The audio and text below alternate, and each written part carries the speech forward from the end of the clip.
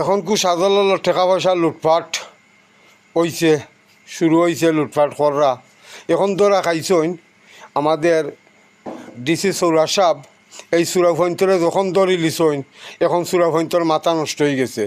সেখানে মানে ছোটোমোটো একটা হিসাব হয়েছে 3 দিনের 3 দিনের হিসাবও আর 17,50,000 টাকা 3 দিনে। 10 দিনে এই গেছে শনিবারে হিসাব হয়েছে 47 লাখ টাকা। এই 47 লাখ টাকা হয়েছে 10 দিনে। এত টাকা পয়সা থাকা সত্ত্বে আমাদের শাহজালালের কোনো উন্নয়ন হইল না। কারণ কিতা? আর ও দেখলাম 2-1জনে আইয়া কইরা এখন শাহজালালের ডেগো তালাবদ্ধ হয়ে গেছে। এখন আমরা চলমু কিলা খাইমু কিলা। হে চুরা বাচ্চাইন, তোমরা চলবা কিলা খাইবা কিলা? তোমরা খাওয়ার দায়িত্ব দেব হয়েছে নি?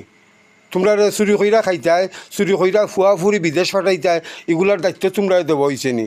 তোমরা দেওয়া হয়েছিল দায়িত্ব যে শাহজালাল আমানত তোমরা রক্ষা করতায়, কইরা শাহজালালের উন্নয়ন করতায়। এই 22 ডিস্ট্রিক্টের মানুষ হইয়া শাহজালাল সাফরাঙ্গর যে দান খয়রাত করে ওগুলা রাইকা তোমরা শাহজালালের উন্নয়ন করতায়। হে সুরা ফাইন, তোমরা তো শাহজালালের উন্নয়ন নাই। ও মোল্লা এগু দেখছি হে যে হাদিস দে, হেও মনে কর শাহজালালটা কি এক বাঘ ভাইতো, বাঘ পাওয়ার কারণে এখন হেও করে।